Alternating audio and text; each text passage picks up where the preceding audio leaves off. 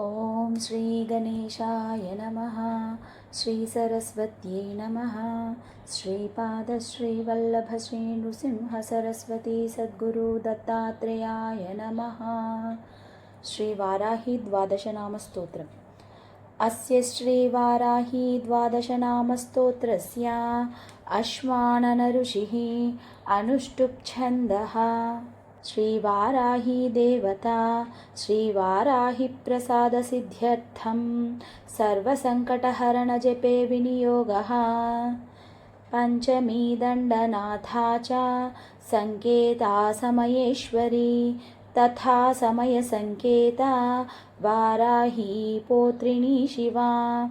वार्ताली च महासेना आज्ञा चक्रेश्वरी तथा अरिघ्नी चेति सम्प्रोक्तं नाम द्वादशकं मुने। नाम द्वादशधाभिघ्ना वज्रपञ्जरमध्यगः। सङ्कटे दुःखमाप्नोति न कदाचन मानवः।